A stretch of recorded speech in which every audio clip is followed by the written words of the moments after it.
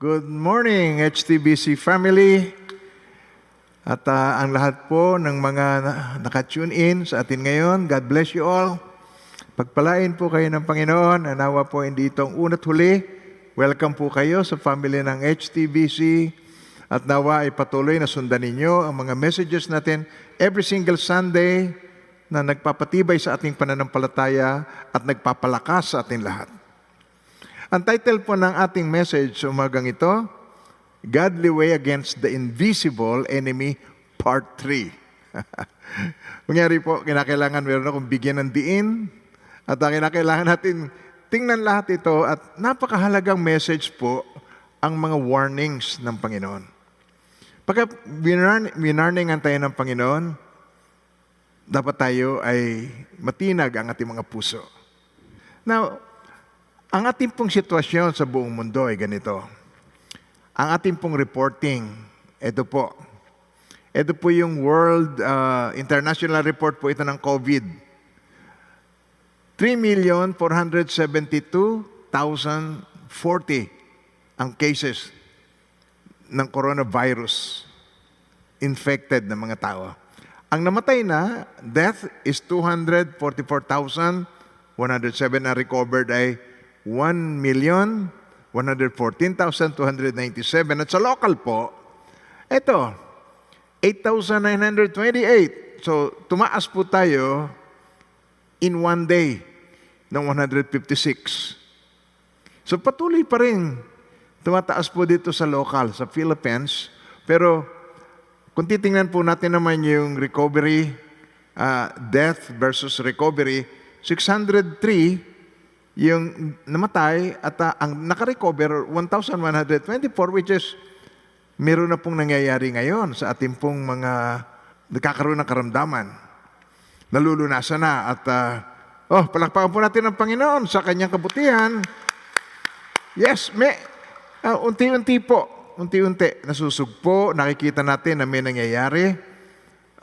Bagamat ang namatay ay 24, pero naka-recover na additional 40. Kaya nakikita natin dito na meron na pong changes. At ako'y nagtitiwala sa Panginoon, mararausan din natin ito. Amen po.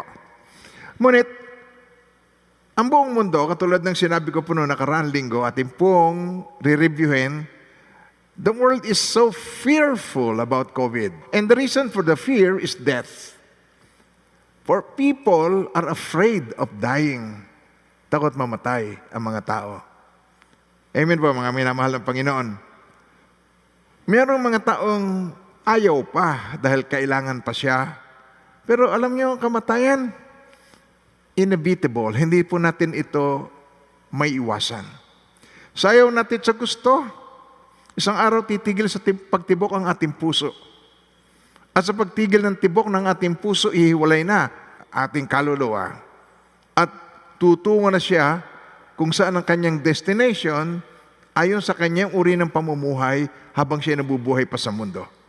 Sabi po sa Hebrews 9:27, for it is appointed for man to die once, and then after that, the judgment. So nakikita natin na ang pagkakataon natin ay ngayon at hindi bukas. Dahil hindi natin alam kung may bukas. Amen ba tayo doon, mga minamahal ng Panginoon? Marami nagpaplano ng buhay niya, pero hindi naman yun nangyayari dahil hindi siya umaabot. Dahil ang buhay natin sa lupa ay maiksi lamang at temporal. Sabi nga po doon sa 1 Corinthians 15:50, itong ibig kong sabihin, mga kapatid. O sa Tagalog, itong ibig kong sabihin, mga kapatid, ang binubuo ng laman at dugo ay di magkakaroon ng bahagi sa kaharian ng Diyos at ang katawang panlupa ay hindi maaaring magmana ng buhay na walang hanggan. Ang katawan natin hanggang dito lang sa lupa. Ang tawag nga po sa Bible dito sa ating katawan lupa ay tent. Alam niyo naman, ang tent ay pang-camping lamang, temporary, na tinitirhan. At meron tayong permanent na katawan. At yon ang nais ng Diyos ibigay sa atin at maunawaan natin upang di tayo magkaroon ng pangamba. At ang sabi ng Panginoong Jesucristo, ito yung senior ko nung last week, kung natatanda, John 10:10, the thief does not come except to steal and to kill and to destroy. I have come that they may have life and that they may have it more abundantly. Hindi lang basta eternal life ang nais ng Panginoon sa atin. Habang tayo naririto sa lupa at naghihintay sa Kanya, ay meron tayong abundance of life at huwag tayong magkamali rito. Ang abundance of life has nothing to do with the abundance of possession. Napakaraming tao na yaman, napakaraming pananalapi, hindi ito ang tugon kung ano ang ating ikaliligaya. Maraming milyonaryo ay hindi masaya. Maraming billionaires ay naghahanap pa rin ng ikasisiyan niya. Maraming nga mga bilyonaryo walang kapayapaan. Takot na takot silang malugi at pinoproblema nilang mabuti ang ekonomiya sa ating kapanahunan ngayon dahil sa lockdown at kung paano sila ay makababawi. So, hindi material things ang solution. Amen po. Marami naiinip. Kailan kaya matatapos ang COVID na ito? Okay? Hanggang kailan kaya ako alam nyo, patapos lang ng COVID na ito, ako'y sasaya. Huwag ka magbiro. Kung hindi ka masaya sa lockdown, hindi ka rin masaya pag ikaw ay inalagwahan. Parehas lang. Kung ikaw ay hindi masaya, na ikaw ay single, hindi ka rin masaya kahit ikaw ay mag-asawa. Huwag mong isipin na yung change ng environment o change ng status mo ay magpapasaya sa iyo. Ang tunay na joy, nasa kalooban ng puso ng isang tao na ang Panginoong Jesucristo kasama niya sa kanyang puso. At ito ang kailangan nating maintindihan at ito ang aking ipinauunawa. Amen po ba tayo doon? Tingnan ninyo, yung uri ng puso na binahagian ng salita ng Diyos. Nag-preach ang naghasik ng bini. May nalaglag sa tabing daan, may nalaglag sa kabatuhan, stony ground, may nalaglag sa kadawagan, ang tawag ay thorny ground, at ang iba ay nalaglag sa matabang lupa. Alam niyo ang matabang lupa? Ay, yun ang ideal. Namunga siya ng tig-100, 60 at tig-30. Pero yung 3 ay hindi nangyari. Tabing daan, tinuka ng ibon. So ito'y matigas, kaya ang hindi nakabaon ng malalim, tinuka siya ng ibon. At ang ibon na yon, sabi ni Lord Jesus, diablo. Kaya ang buhay niya parang hindi nagbago, parang wala lang. Yung isa naman, sa kabatuhan. Ang kabatuhan, yung stony ground, hindi yung mababatong lugar. Hindi po yon. May kinalaman ito doon sa karakteristik ng lupa. Ang kalupa na ito ay adobe. At ang adobe na ito, alam niyo naman, ang lupa ay ang tao. Yung pinaghasikan ng binhi ay puso ng tao. So ito may kinalaman sa personality. At maraming tumanggap ng salita ng Diyos ay hindi mabago ang sarili niya because of his own personality. He's not willing to change. Hindi namunga. Pagdating ng persecution, nalanta. Yun namang nasa thorny ground, kadawagan. Ito po sa Matthew 13, verse 22. Ang sabi po rito, now he who receives seed among the thorns is he who hears the word, and the curse of this world and the deceitfulness of riches choke the word, and he becomes unfruitful. Hindi siya nagkaroon ng bunga. So, hindi yan ang nais natin. Amen po ba tayo doon? And we talk about Babylon. Pinag-usapan natin yun. At dito sa Revelation 18, verse 2. And he cried mightily in a loud voice saying, Babylon, the great, is fallen. Is fallen and has become a dwelling place of demons, a prison for every foul spirit, and a cage for every unclean and hated bird. At ito ang recommendation sa atin ng Panginoon sa verse 4. Sabi niya rito, and I heard another voice from heaven saying, come out of her, my people. Bigyan yung manandiin yung my people. Isa pa, my people, come out of her, my people, lest you share in her sins, and lest you receive of her plagues. Plagues, sabi niyo word, plagues, salot, COVID, salot, plague. Kaya akin pong pinagdidiinan, kung walang sin, walang plague. Whether this be natural o ito'y synthetic o man-made, itong COVID, tulad ng suspicion ng ibang bansa, na meron silang suspicion nito sa laboratory sa Wuhan, sa China. It doesn't matter at all. Sin pa rin yun. Kung ito man ay man-made, kung ito man ay natural dahil sa kapabayaan ng mga tao sa kalikasan, it doesn't matter. Sin pa rin ang pinagmumulan. Walang sin, walang death. Romans 6:23, the wages of sin is death. But the gift of God is eternal life in Christ Jesus our Lord.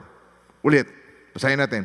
For the wages of sin is death, but the gift of God is eternal life in Christ Jesus our Lord. Alam mo yung death, the wages of sin is death? Matindi ang death na yan. Yan ay eternal death. Sabihin yung word na yan, eternal death. The wages of sin is eternal death. Yung talagang meaning nun, eternal death. Kamatayang eternal. Ibig sabihin, the end ka na, nandun ka na sa stuck ka na sa isang lugar. It is appointed for man to die once and then after that, the judgment. But, itong malaking but, the gift of God is eternal life in Christ Jesus our Lord. Kaya yung gift ay greater than the wages of sin. Mas greater than doon sa misery. Mas greater doon sa suffering. Ang gift ng Diyos. Ang gift ng Diyos, hindi natin kayang sukatin at unawain. Amen pa ba tayo doon? And then, we talk about ito pong hated bird. At tiningnan natin itong hated bird na ito. Ito po yung vultures. Sabi where the carcass is, naandun yung mga eagles. Natatandaan nyo yun? Yung isinire ng Panginoong Jesucristo, kung saan naandoon ang mga bangkay, naandun din ang mga buitre. At ang mga buitre nito ay spiritual buitre. At ang hinahanap nito ay hindi yung malalakas. Ang hinahanap nito ay mayroong karamdaman, may sakit. Nanghihina. Yung hindi na niya kayang makamove on. Nanghihina na siya. Aali-aligid na ang buitre. Buitre, this is judgment of God. Mga minamahal ng Panginoon. Kaya, ating tiningnan mabuti kung bakit nanghihina yung mga tao. Tapos, tingnan natin yung isinyer ng Panginoong Jesucristo tungkol doon sa 10 virgins. Tatandaan niya. Dito sa Matthew 25, verse 1 to 13. So this time, ito po ang plano ko na kaya tayo may part 3, i-emphasize natin. Titingnan natin mabuti ang tungkol dito sa 10 virgins. Kasi po itong classic na talinghaga ng Panginoong Jesucristo sa 10 virgins, gusto kong ito'y maging maliwanag sa atin, maintindihan natin at ma-identify natin. Sabi rito, ang umpisang bungad ng Panginoong Jesucristo, then the kingdom of heaven shall be likened to the 10 virgins who took their lamps and went out to meet the bridegroom. The 5 of them were wise, and 5 were foolish. 5 wise, yung 5 foolish. Amen ba tayo doon? Nakukuha niyo ba yan? Ang question ko bago tayo magsimula, which one are you? Alin ka kaya doon? Do you belong to the wise or do you belong to the foolish? Huwag tayong magmadali sa pag-identify natin sa ating sarili. Kalimitan po, nagkakaroon tayo ng miscalculation ng ating sarili. Pag ating sarili na mas mabait tayo sa iba. Yes? Pag sa ating sarili na mas pogi tayo, mas maganda tayo kaysa sa iba. Yes? Pag sa ating sarili na tayo, nami-misjudge natin, mas righteous tayo kaysa ron sa iba. Yes? Kaya huwag tayong magmadali. Kaya tingnan natin kung saan tumatakbo ang istorya. Okay, tuloy natin. Hanggang 13, verse 13 lang naman to eh. Bilisan na natin. Those who were foolish took their lamps and took no oil with them. But the wise took oil in their vessels with their lamps. But while the bridegroom was delayed, they all slumbered and slept. Tigil muna tayo rito. Yung foolish took their lamps, no oil. Nakukuha niyo ba yan? Sabi niyo ngayon word na yan, no oil with them. But the wise took oil in their vessels with their lamps. But while the bridegroom was delayed, they all slumbered and slept. Okay. Mga minamahal ng Panginoon. Yung 10 virgins, obviously, yung mga umaattend ng mga wedding ceremony, yung mga weddings, normally, ang mga ito, maski no sa unang panahon pa, sila'y invited. So, ang ating tinitingnan dito, yung 10 virgins, they were all invited.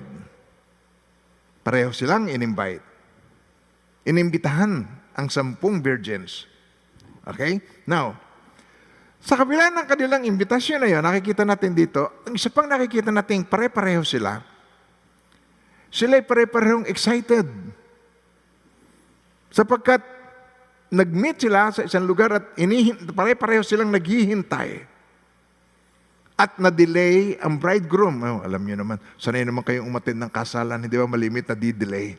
Wala namang on time, bihira naman ang on time. Kaya dito makikita natin, pag wala pa ang bridegroom o wala pa ang bride, hindi ba? Ano bang pinagagagawa ng mga tao? Nagkukwentuhan na. Hanggang sa mamaya, inaantok na yung iba. At ito, they slumbered, inantok, natulog.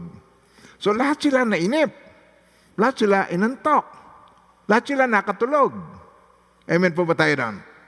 Slumbered and slept. Okay, eto na.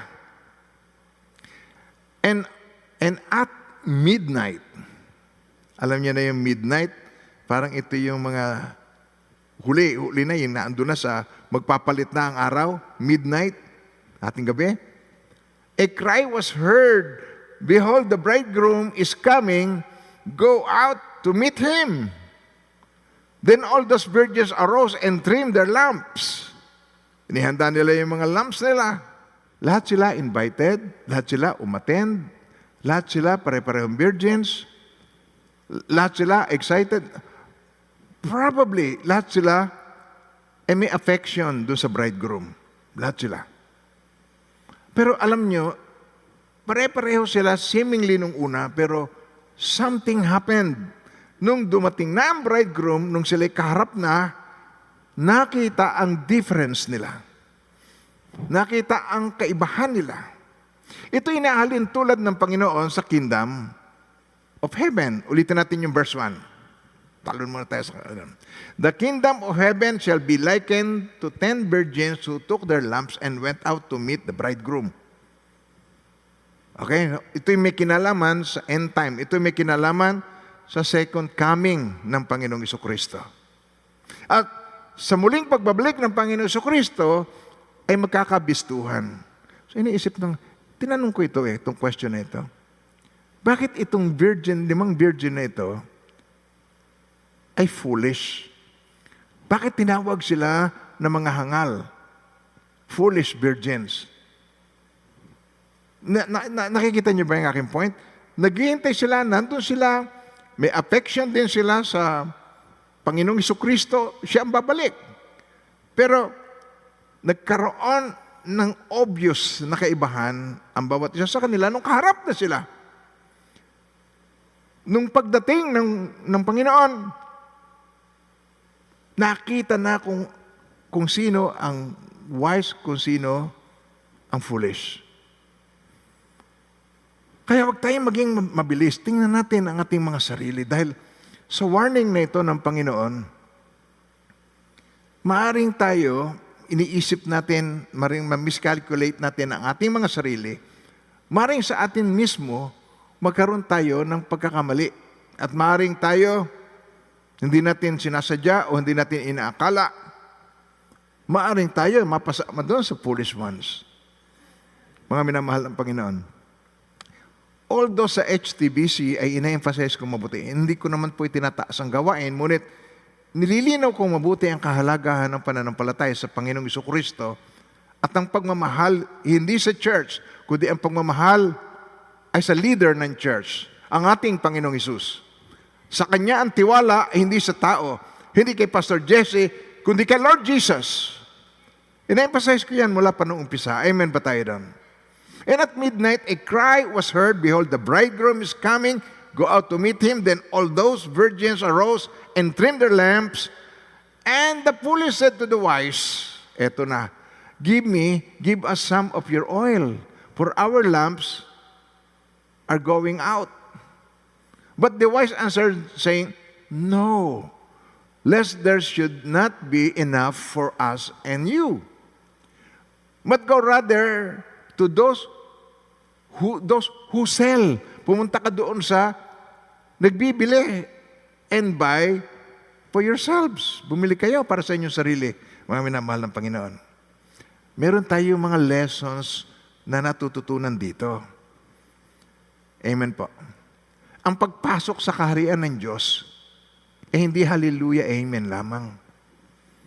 Nakukuha niyo ba ang sinasabi dito? Una, kinakailangan ikaw ay born again.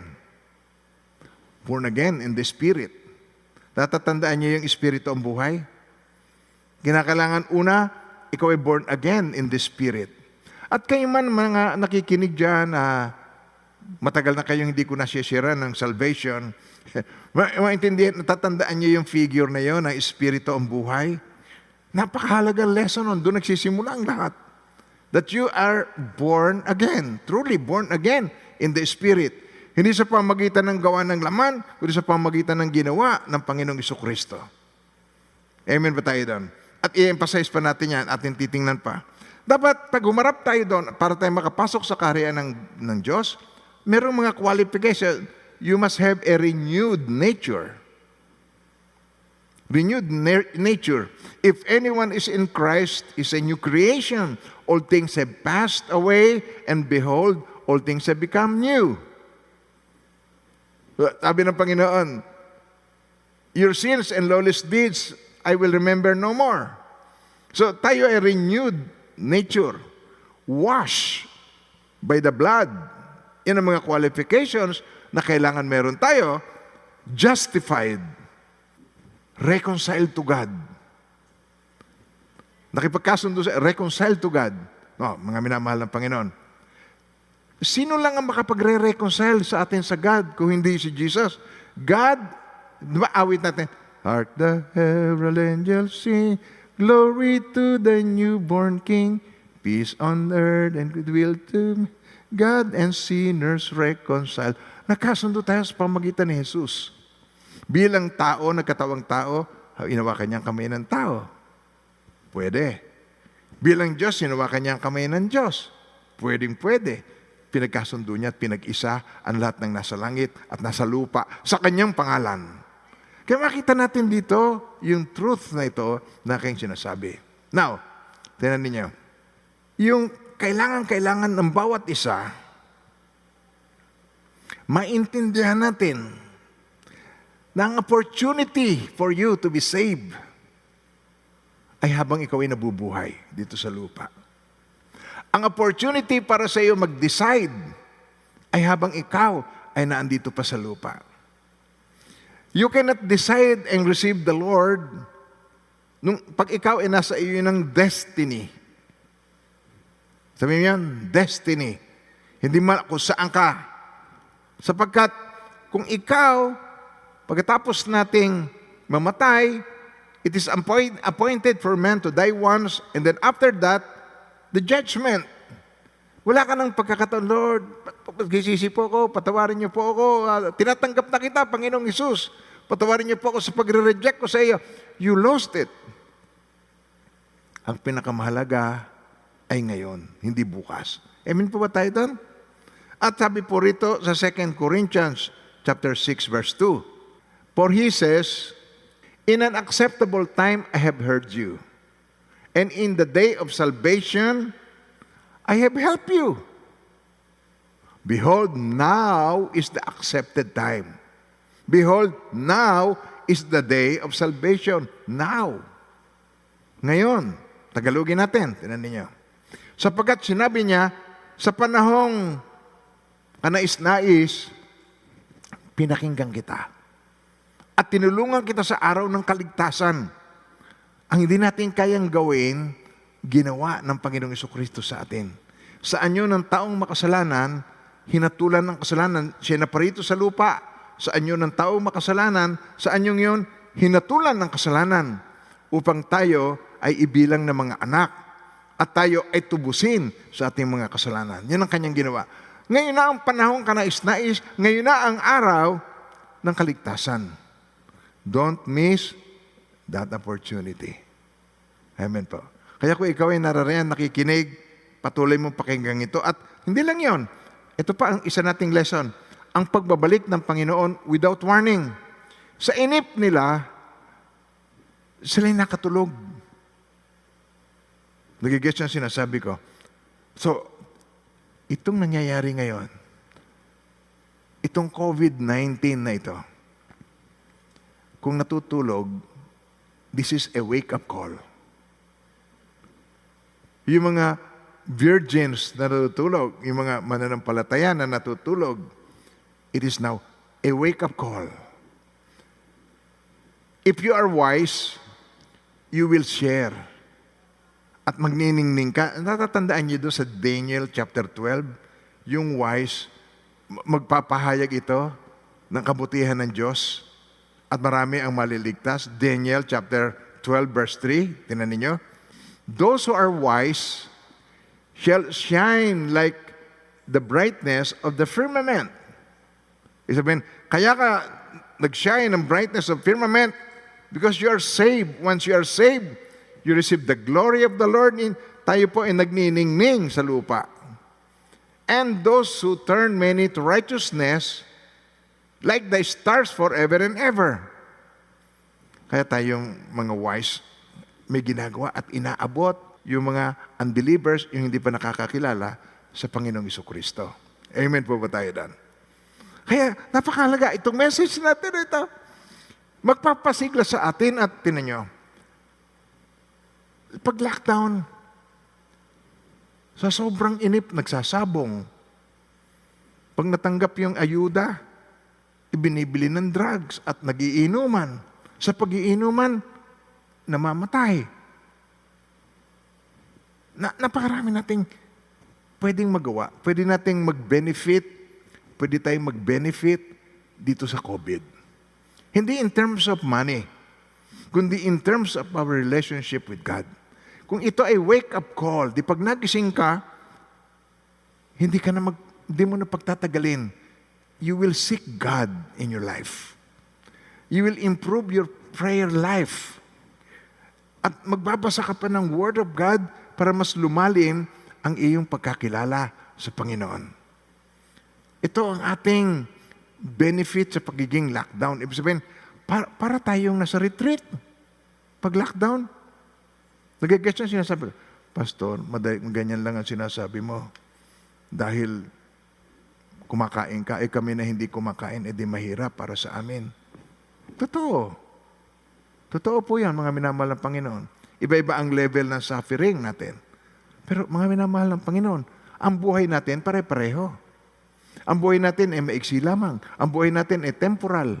Kung ano tinatamasa ng iba, tinatamasa mo, tayo pare-pareho lang. Maiksi lang ang buhay natin. Amen po. At kung isipin mo, ang kinatatakutan ay mamamatay sa COVID. Hindi lang COVID ang pwede tayo ay mamatay. May namamatay sa high blood, may namamatay sa diabetes, may namamatay sa aksidente, merong nababaril, merong nahuhulog, may nakukuryente. Napakarami. Amen po ba tayo doon? Pero ang fear is not out of faith. So anong dala-dala mo sa iyo? Fear o peace? Binigyan ko na po kayo ng ganyang question nung una. Peace. Peace, kapayapaan dahil ikaw ay merong security kay Lord? O fear dahil ikaw ay insecure sa iyong pananampalataya? Ito ang ating titingnan ngayon. Magpatuloy natin yung ating sa 10 virgins. Tingnan niyo. Magpatuloy natin. And while they went to buy, ito yung foolish, hindi yan transferable. So naghahanap sila, nanghihingi sila ng oil. So yung opportunity mo to prepare ay hindi yung oras na yun mismo. It's too late. Don't be a day too late sa iyong mga decisions. May mga pagkakataon na pwede kang catching up. But pagdating sa salvation natin, Hindi ito ipinoprocrastinate, hindi ito ipinagpapaliban. And while they went to buy, the bridegroom came. Dumating na. And those who were ready went in with him to the wedding, and the door was shut. Sinara na. And afterward, the other virgins came also. Dumating na yung foolish. Lord, Lord, open to us. Ito ang sagot ng Panginoon sa kanila. But he answered and said, assuredly, I say to you, I do not know you. Mga minamahal ng Panginoon, ilang beses natin napakinggan yan salitang yan. I do not know you. I will declare to them, I do not know you. Watch therefore, for you know neither the day nor the hour in which the Son of Man is coming. So may kinalaman ito sa kanilang faith, yung inwardly. Nakilala kung sino ang wise, nakilala kung sino ang foolish. Amen po. At ngayon titingnan po natin ito. Ngayong Sunday, ang title po ng part 3 na karugtong nito, Faith Mixed with Unbelief. Naniniwala ba kayo doon? Alam nyo ang nakagulo sa mga Israelita doon sa wilderness ay yung mixed multitude. Yung hindi, not to Jewish and not to Egyptian. Hindi sila Jewish na Jewish, ang kanilang pamumuhay, yung kanilang lifestyle, at hindi naman sila Egyptian na Egyptian. Sila yung nasa gitna. Halo. Mistiso. Di ba ito nakikita natin sa church? Ito pa, haluan, hindi mo nalalaman. Lahat nagtataas ng kamay, lahat nagpupuri, lahat umiiyak, lahat nagseserve. Pero pagdating ng dulo, i-declare, I do not know you. Most assuredly I say to you, I do not know you. And then I will declare to them, I do not know you. Hindi po ba yun? Ay napakasakit na dulo ng ating buhay. Masaklap na sitwasyon. Amen po ba tayo doon? At bibigyan ko kayo ng mga verses dito na ito ay posibleng mangyari na ang iyong faith is mixed with your unbelief. Una-una, bakit maraming prayers ay hindi natutugunan? Una-una, bakit mayroong demonized na kamag-anak o family, hindi mo makas out? Nag-guess yung sinasabi ko? Bakit merong may karamdaman na pinagpipray mo, hindi nararanasan ang healing? So, faith mixed with unbelief. Posible ba ito na ang faith ay mix sa unbelief? Tingnan natin dito sa Mark chapter 5, verse 36 to 37. Ang sabi ng Panginoong Jesucristo, tingnan niyo, sabi niya doon sa tagapamahala, hindi pinansin ni Jesus ang kanilang sinabi. Sabi niya, huwag mo nang abalahin ang Panginoong Jesucristo. Patay na yung bata. Kaya sabi dito, sabi niya, itong sabi ng Panginoong Jesucristo doon sa tagapamahala, huwag kang mabagabag, manalig ka. Huwag kang mabagabag, manalig ka. At wala siyang isinama, wala siyang isinama sa loob, kundi si Peter at ang magkapatid na si James at si John ang isinama niya. Si Santiago at si Juan. Si James at si John. Sinama niya, yung tatlo na ito lamang. Why? Dahil according to your faith, let it be to you. Ang pamamaraan ng Panginoon. Sabi niya yung word na yun, according to your faith, let it be to you. Yan ang paraan ng Lord. Yan ang kanyang principle sa atin. Ang ating access, yung mga promises ng God, magmamanifest sa ating buhay yan according to your faith. Alam niyo itong foolish virgins na ito, tinan niyo. Pakikita ko sino sa Galatians. Okay, basahin natin yung Galatians chapter 3. Okay. At tingnan niyo hanggang verse 14. Yung word na foolish, sinabi niya dito sa mga Galatians. Sabi niya rito, "O foolish Galatians, who has bewitched you that you should not obey the truth, before whose eyes Jesus Christ was clearly portrayed among you as crucified." Ang purpose ng crucifixion ay tubusin ka sa iyong kasalanan. Ang purpose ng crucifixion, palayain ka sa kautusan. Ang purpose ng crucifixion ay magkaroon ka ng mas closer na relationship kay Yahweh. Kaya, sabi, "Foolish Galatians, who has bewitched you that you should not obey the truth before your eyes, before whose eyes Jesus Christ was clearly portrayed among you as crucified. This only I want to learn from you." Sabi niya, ito, gusto ko malaman sa inyo. "Did you receive the Spirit by the works of the law o by the hearing of faith?" Pag isinagot mo, works of the law, bakit ngayon lang ito ipinagkaloob sa sangkatuan, hindi doon sa Old Testament? Hello, nandiyan ba tayo? Hindi ba ang kautusan ay doon pa sa Old Testament? Bakit ito ay pinagkaloob na rito sa ating time? Piling-pili lamang ang nakareceive nito sa Old Testament. Hindi katulad ng pag-receive natin ngayon sa New Testament. Nakukuha niyo ba sinasabi ko? Nasusundan niyo pa ba ako? Tingnan niyo, paano na-receive ng sangkatauhan ang Holy Spirit? Nilikha ng Diyos ang tao, pagkatapos hiningahan niya sa mga butas ng ilong, at ang tao ay naging kaluluwang buhay.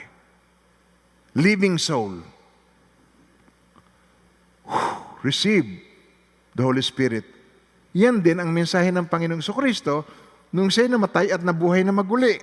Sabi niya kung papaanong, sabi niya, "Kapayapaan ang sumainyo, kung papaanong isinugo ako ng Ama, isinusugo ko rin kayo. Peace be with you, as the Father has sent me, I also send you." Tapos, receive the Holy Spirit. Mga minamahal ng Panginoon, ang sabi ng Panginoon Jesucristo sa John 14, "If you love me, you'll obey my commandments, and I will pray the Father, and He will give you another helper, that He might abide with you," forever. Sabi niyo word na yun. Forever. Isa pa. Forever. The Holy Spirit will abide with you forever. Okay. "The Spirit of truth whom the world cannot receive, because it neither sees Him nor knows Him, but you know Him, for He dwells with you and will be in you."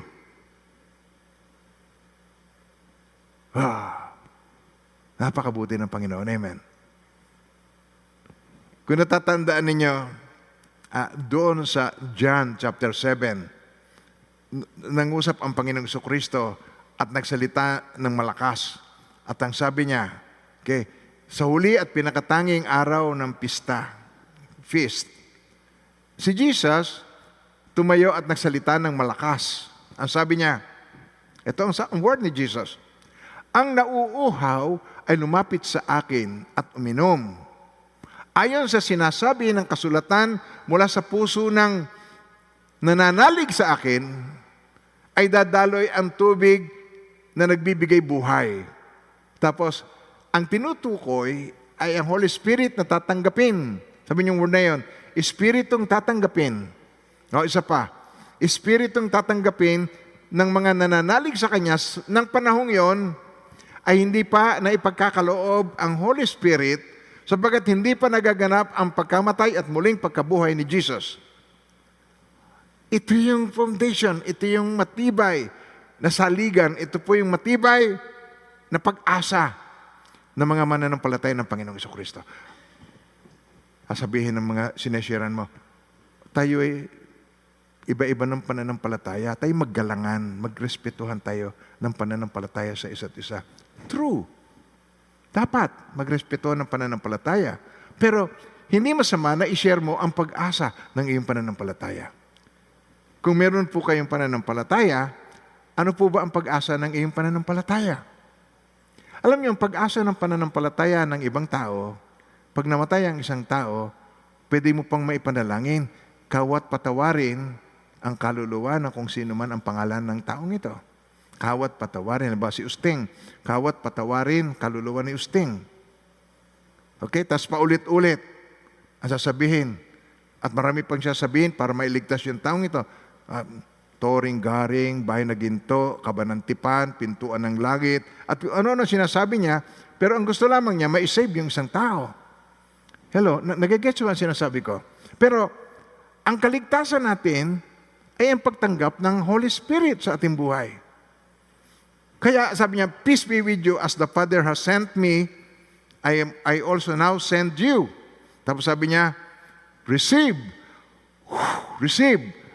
the Holy Spirit. Mga minamahal ng Panginoon, wala silang ginawa, walang kahit ano kundi naniwala, nanalig sila sa Panginoong Jesucristo. Napakahalaga. Sabi niyo sa katabi mo, napakahalaga. Sabi niyo sa katabi mo, kung hindi marunong Tagalog, it is very important that you receive Jesus Christ. Siya ang God's solution para tayo ay magkaroon ng eternal life. Not religion, not philosophy, not good works. Kasi kung hindi na sana si Jesus Christ namatay sa cross. Hindi na sana siya nagbubuo ng kanyang dugo. Hindi na siya naghirap. Hindi na siya natinanggap yung sacrifice na yon ng paghihirap. Kung meron choice, hindi yun ang pipiliin ni Jesus. Kasi hiniling niya, Father, if it's possible, take this cup of suffering from me. But not my will, but your will be done. Huwag ang kalooban ko, kundi ang kalooban ninyo ang mangyari. There is no other way. At ang sabi ni Jesus, I am the way, the truth, and the life, and no one comes to the Father except through me. Mga minamahal ng Panginoon, kahit alimbawa, hindi lahat ng tinatawag ang sarili niya, Christian church, pupunta ka o simbahan ng mga Kristiyano yan o Christians yan, hindi lahat naiintindihan ang lalim ng salvation. Napakahalaga na naiintindihan natin ang salvation, yun ang ating pinanghahawakan. Yun ang ating tinatayuan. Ang nagawa ng Panginoong Jesucristo sa ating buhay. At marami ay merong, ang faith niya ay mixed with unbelief. And they become foolish virgins. Nagigets nyo ang sinasabi ko? Magkakapareho ang dalawa sa umpisa, pero nakita ang kaibahan nilang dalawa nung nasa harap na sila ng Panginoong Jesucristo. Walang makapagtatago sa harapan ng Panginoon. Ang mata niya sa harapan niya, nagniningas ang kanyang mga mata. Nagpe-penetrate sa heart ng bawat mananampalataya. Sa iyo, sa akin, nagpe-penetrate. Hindi na natin kailangang maghusgahan sa isa't isa. Pagbabalik ng Panginoon Jesucristo, sabi niya, hindi rin siya ang judge. Sabi niya, I will not be the judge. I will not judge you. Hindi ako naparito para i-judge ang world. Sabi niya, but the word that I say to you, the word that I speak to you, siya ang mag-judge sa iyo.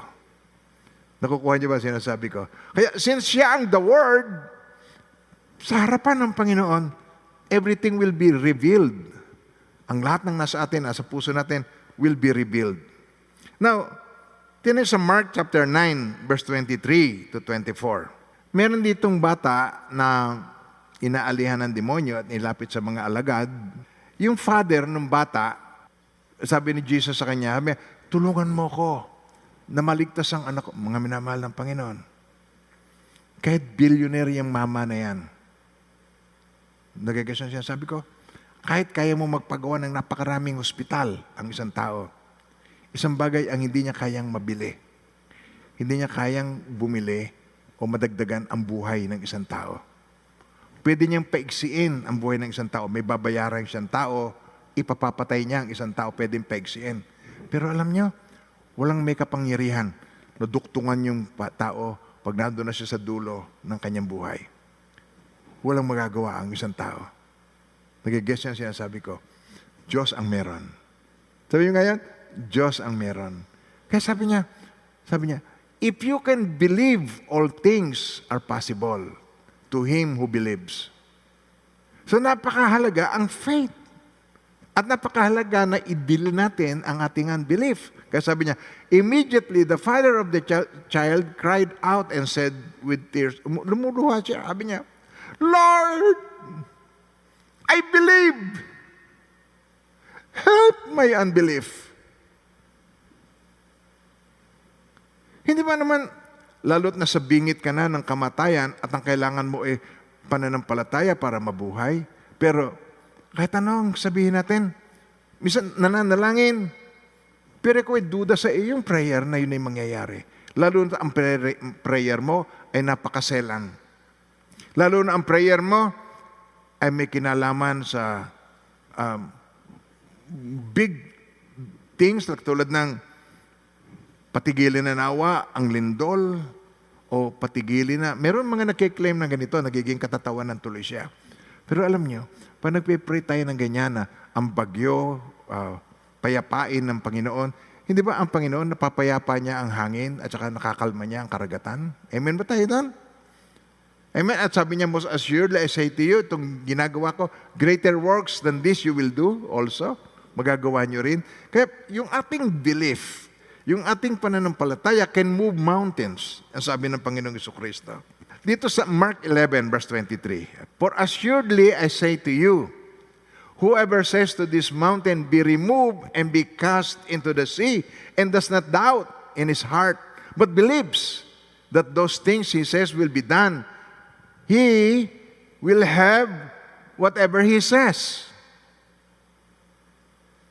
Bakit sasabihin ng Panginoong Jesucristo? Ba't hindi na lang niya sabihin, you must believe? Bakit niya sasabihin, pag sinabi mo, be removed and be cast into the sea, and does not doubt in his heart, but believes. So there is a mixture in the heart of some believers. Hello, naanyo mo tayo? Sinabi ng Panginoong Jesucristo ito sa believers. Katotohanan ang sinasabi ko sa inyo, na ang sino mang magsabi sa bundok na ito, mabunot ka at mapatapon sa dagat, at hindi nag-aalinlangan sa kanyang puso, kundi naniniwala. Hindi nag-aalinlangan, kundi naniniwala. Isa pa, hindi nag-aalinlangan, kundi naniniwala. Na mangyayari ang kanyang sinabi, ay mangyayari nga ang mga iyon sa kanya.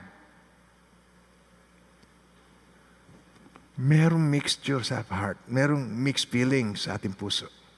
Although you pray. Nag-guess nyo ang sinasabi ko? Doon sa book of Acts, si Peter ay nakakulong. Ang buong church ay nagpe-pray para sa kanya. At tumugon ang Diyos sa prayer. Nag-guess nyo ba sinasabi ko? At lumindol at yung mga kadena niya natanggal sa kamay niya. At kinalabit siya ng angel, bumangon ka. At sinabi sa kanya, at dumaan siya sa mga bantay na hindi siya napansin. Hello, nandiyo ba kayo mga minamahal ng Panginoon? At nagpunta siya doon sa mga kapatiran na nagpe-pray. At kumatok siya. At binuksan yung pinto ng alipin, sa batang alipin na naandun, batang babae, dalagita. At sabi, si Peter, naandyan. Alam niyo, sabi ng mga mananampalataya na nasa loob, nahihibang ka. Hindi yon. Nahihibang ka. Maaring mga anghel yung nakita mo, hindi siya yon. Nakikita niyo ba sinasabi ko? Nagpe-pray na makaligtas si Peter, pero nung makaligtas, hindi sila makapaniwala na nakaligtas si Peter.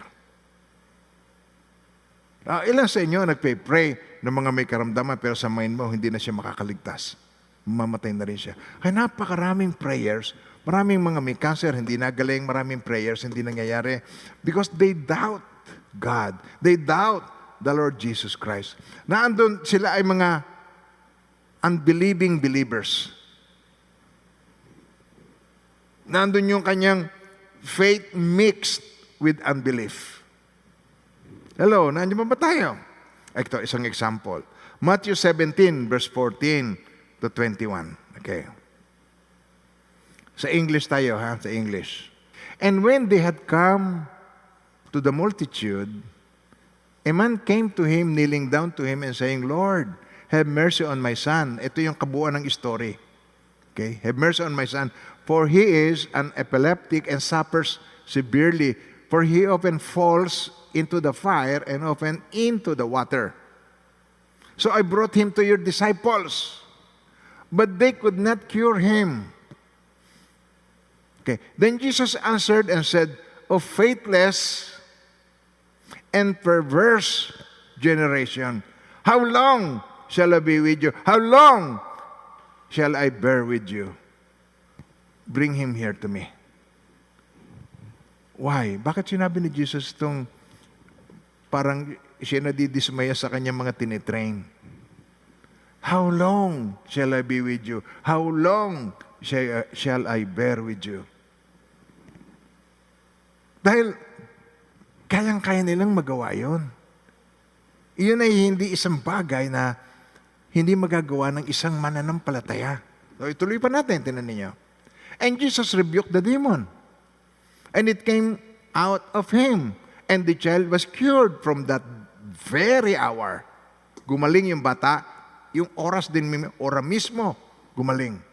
Then the disciples came to Jesus privately and said, why could we not cast out? Tingnan ninyo. Sabi ng Jesus, ito yung mga disciples. Pero yung tatay, sinabihan ni Jesus, sabi niya, if you believe, all things are possible. Mangyayari. Sabi niya, I believe. Sabi niya, Lord, I believe. But help my unbelief. Yun ang tatay. Ito naman, yung mga disciples mismo na tinitrain. Sabi mo sa katabi mo, parang tayo rin. Oo, parang tayo rin. Oh. Okay, yung tinitrain niya. Sabi niya rito, Lord, why could we not cast it out? Bakit kami hindi namin makast out? Bakit ikaw saglit lang? Ba't kami hindi namin makast out? Pero yung mama, inamin niya kaagad, sabi niya, I believe, Lord, but help my unbelief. Pero sabi ng mga disciples, bakit hindi namin makast out? Why could we not cast it out? O, ito ang sabi ni Jesus. Because of your unbelief. For surely, sabi niya, I say to you, if you have faith as a mustard seed. Nakakita na ba kayo ng buto ng mustasa? Pag hinipan to ng hangit, nalaglag sa damuhan, di mo yun ito makikita. Maliit lang ang kailangan so you can move mountains. Kailangan lang maliit na pananampalataya. Just say the word, you believe Jesus. Kailangan mo lang yun para sa salvation. Hello, mga minamahal ng Panginoon. Hindi mo kailangan maging super faith para ikaw ay masave. Ang kailangan mo lang ay manalig ka na ang nagawa ng Panginoong Jesucristo, doon ka manangan. At sabi niya, and you will say to this mountain, move from here to there, and it will move, and nothing will be impossible for you. Pero ang problem, sabi niya Jesus, tinan niyo, sabi niya sa kanyang alagad, because of your unbelief. Ito ang reason. Why? Bakit? Sabi niya ang question. Okay, verse 19. Ang question, why could we not cast it out? 20 cents sandali.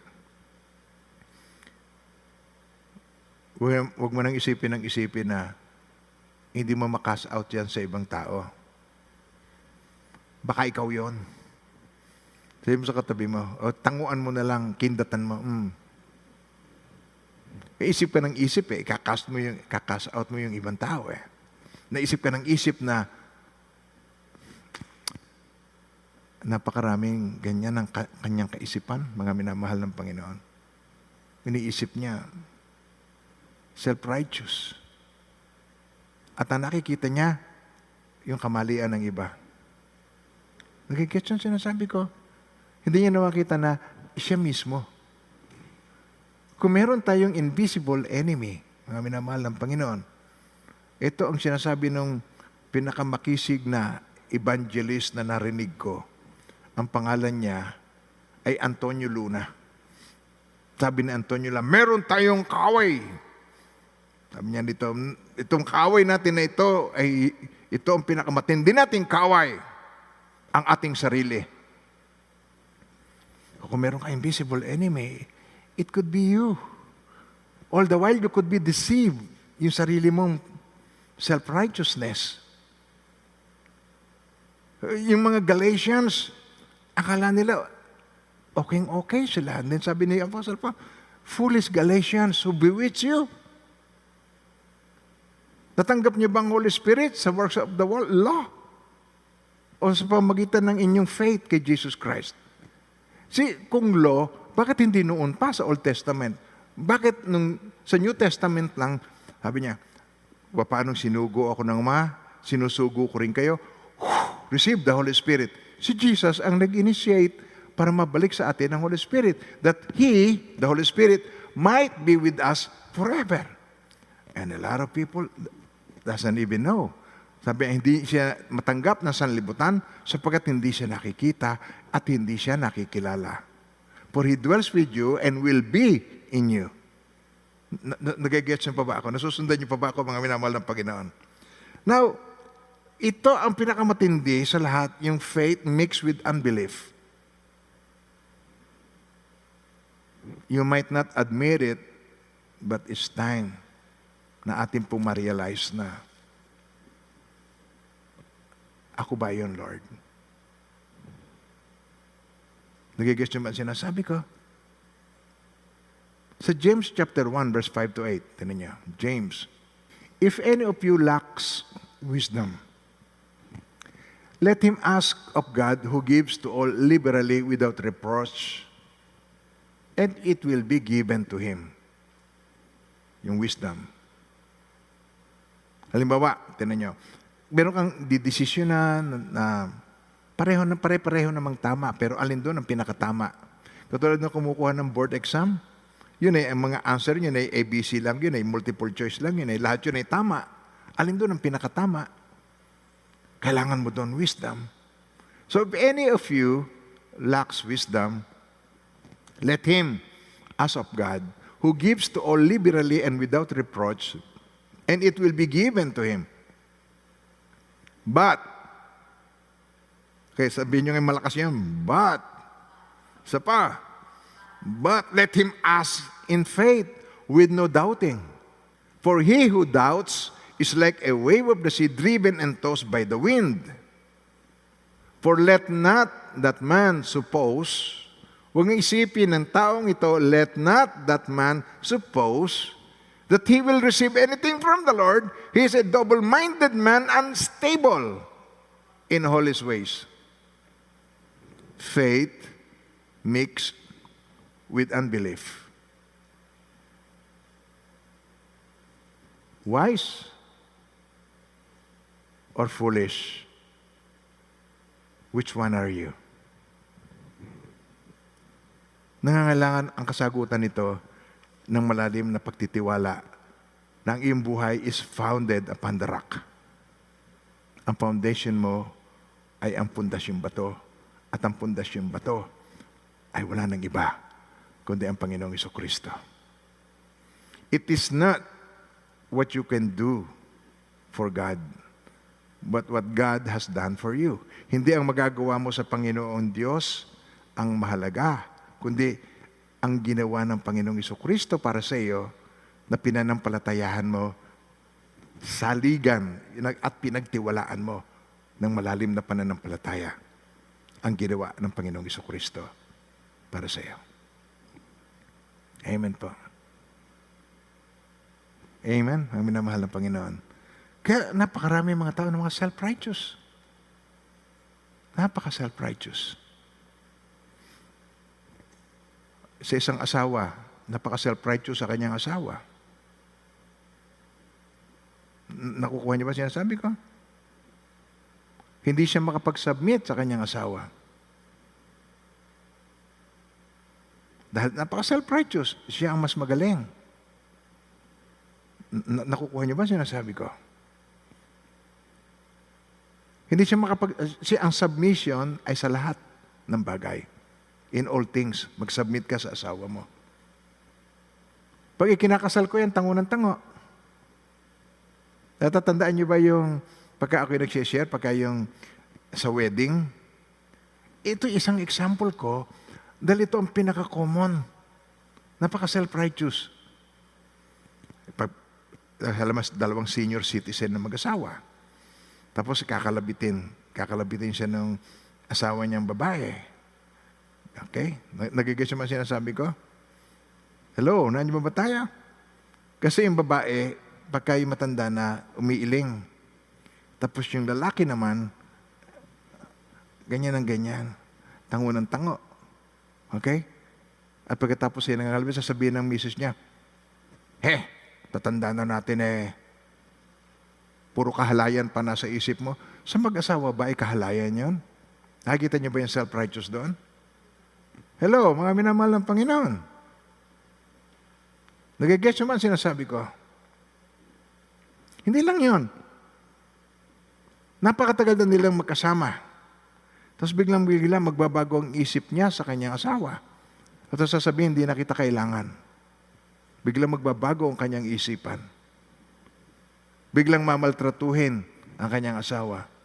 Hindi ba ito ay isang bagay na dapat nating makita na malulugod ba ang Panginoon sa iyo? Makikita rito.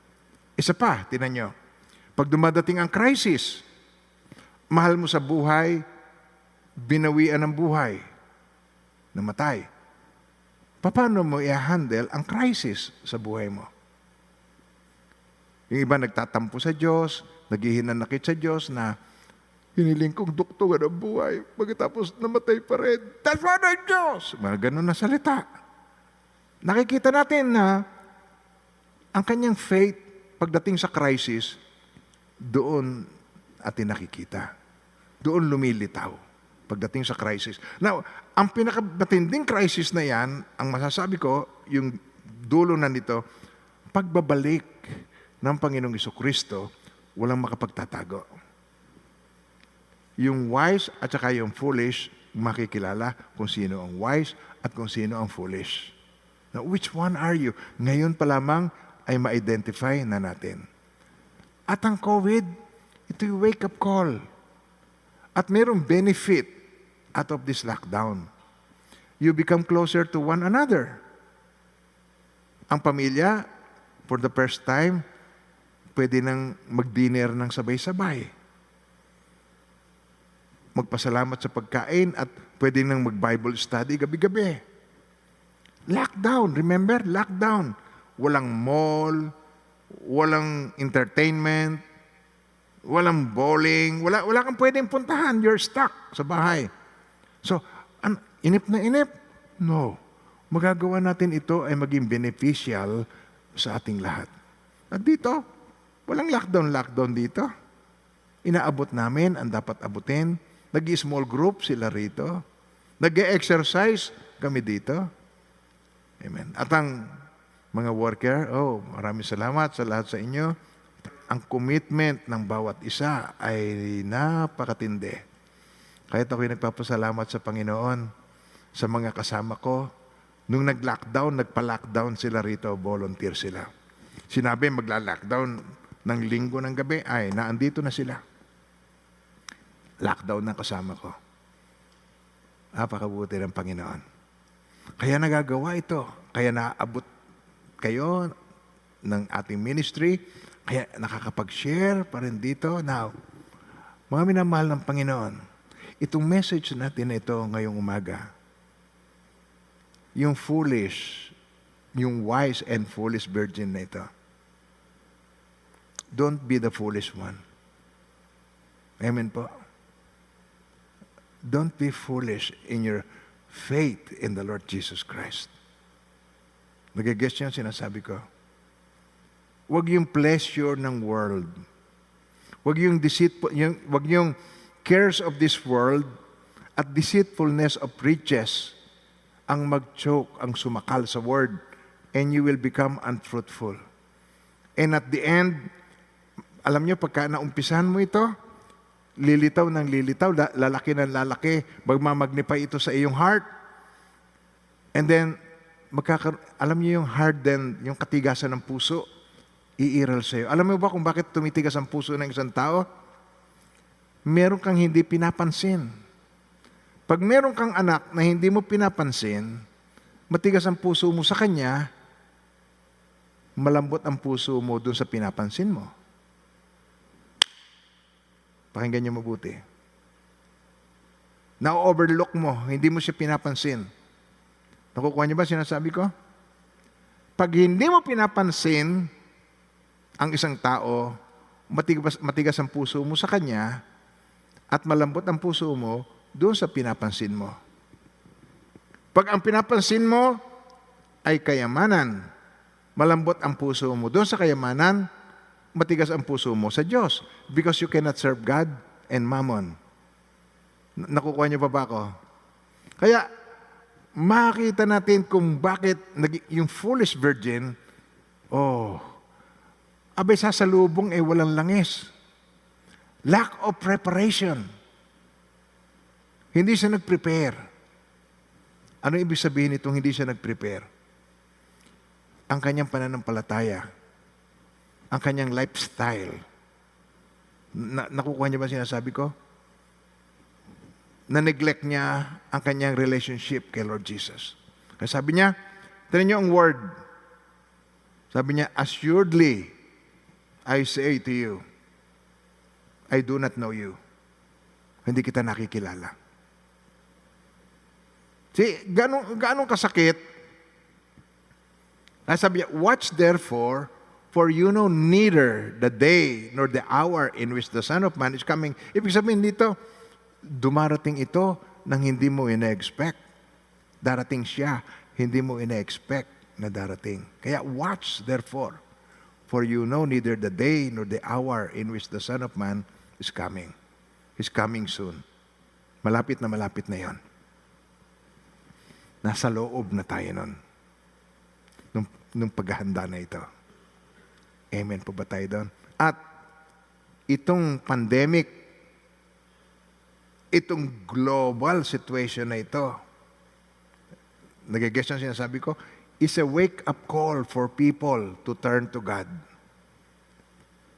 Isik ang God. To come closer to God.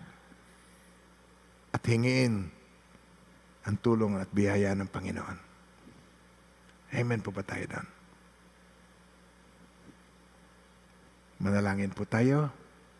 Umawit muna tayo ng isang awit bago tayo hallelujah. Change my heart, oh God. Make it ever true. Change my heart, oh God. May I be like you.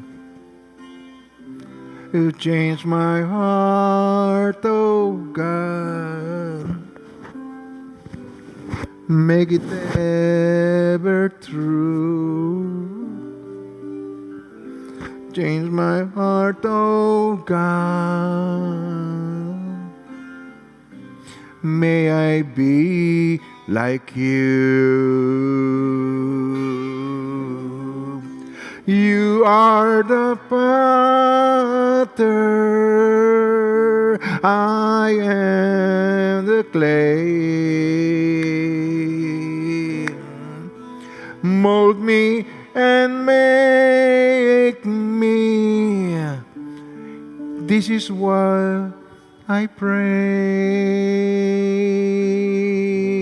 Change my heart, oh God. Make it ever true. Yes, Lord. Change my heart, oh God. May I be like you. Oh, you are the potter, I am the clay. Mold me and make me. This is what I pray. Change my heart, oh God. Walang imposible sa iyo, Lord. Make it ever true. Help my unbelief, O Lord. Change my heart, O God. May I be like you. May I be like you. May I be like you.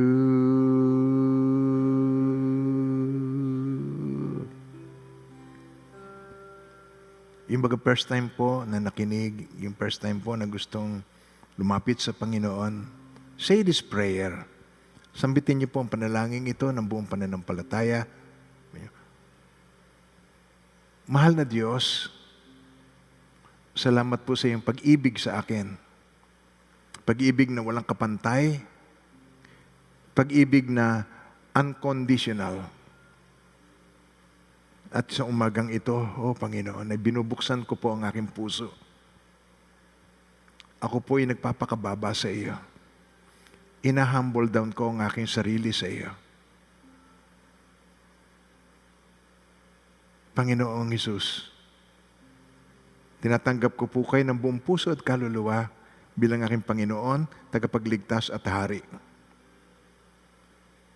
At Panginoon, patawarin niyo po ako.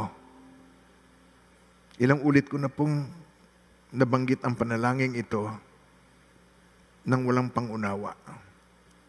Pero sa umagang ito, help my unbelief, O God. Tulungan niyo po ako na tunay na magkaroon ako ng pagbabago. Maranasan ko ang true repentance sa aking buhay, Panginoon. Lord, ayoko pong malinlang ang aking sarili. At maraming salamat po sa buhay na walang hanggan na ipinagkaloob mo sa akin. At maraming salamat sa authority na ibinigay mo sa iyong mga anak. Na sinabi mo sa iyong salita, Behold, I give you the authority to trample on serpents and scorpions and all the powers of the enemy, and nothing shall by enemies hurt you. Salamat po sa autoridad na pinagkaloob mo sa amin. At sinabi mo sa iyong salita, ang talian namin sa lupa ay tatalian sa langit. Ang kalagan namin sa lupa ay kakalagan sa langit. At even right now, Father, I pray for the blood of Jesus. The most precious blood that was shed at the cross, I pray for the blood to cover every home, even right now. Ang mga kapatid na nakikinig ngayon, ayon sa kanilang pananampalataya ay mangyari sa kanila, soak each one of them with the blood of Jesus. Blood, I speak forth the power of the blood. At ang kanilang tahanan, Panginoon, mula sa bubong hanggang sa pundasyon, the blood of Jesus. Panginoon, that the evil one will just pass over them, will just pass over their home in Jesus' name. In Jesus' name. That no plague, no virus will come near them in Jesus' name. Walang makalalapit sa kanila na makapinsala sa kanila. At salamat po, Panginoon, sa katagumpayan. Thank you, Lord, na sa umagang ito, binuksan mo po kami, Panginoon. We pray for the wisdom of the Lord. For the fear of the Lord is the beginning of wisdom. Panginoon, maraming salamat po. Gamitin mo po kami for your glory. At tinatalian namin itong COVID na ito in Jesus' name. In the name of Jesus, be bound. Be bound. We declare you powerless in Jesus' name. Panginoon, nawa, itong virus na ito na pumapasok sa katawan ng tao, dinadalangin ko po, Panginoon, na ito'y mag-die down. Mawala na ito ng buhay in Jesus' name. Ng virus na ito hindi na makaapekto sa maraming mga tao. Enough is enough in Jesus' name. At maraming salamat po, Lord. Hindi ito intended sa iyong mga anak. At lahat ng tumanggap at nanalig sa Panginoong Jesucristo, binigyan niya ng karapatan na maging anak ng Diyos. Panginoon, maraming salamat po, Lord. Kami kabilang sa iyong sambahayan. Purihin ang pangalan ng Panginoon. Purihin ka, Panginoon. Hallelujah. Thank you, Jesus. Hallelujah. Umawi tayo, give thanks with a grateful heart. Hallelujah. Thank you, Lord. Give thanks with a grateful heart. give thanks. To the Holy One, give thanks, because He's given Jesus Christ, His Son. Give thanks with a grateful heart. Give thanks to the Holy One. Give thanks because He has given Jesus Christ, His Son. And now let the weak say, I am strong. Let the poor say, I am rich, because of what the Lord has done for us. And now let the weak say, I am strong. Let the poor say, I am rich, because of what the Lord has done for us. Give thanks. Yes. Give thanks. Give thanks.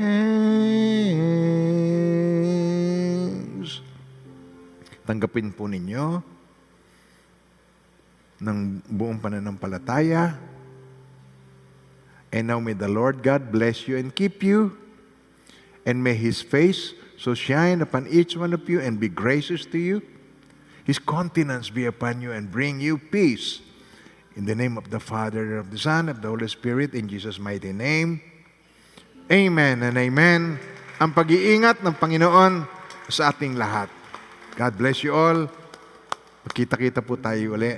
Till next time. In Jesus' name.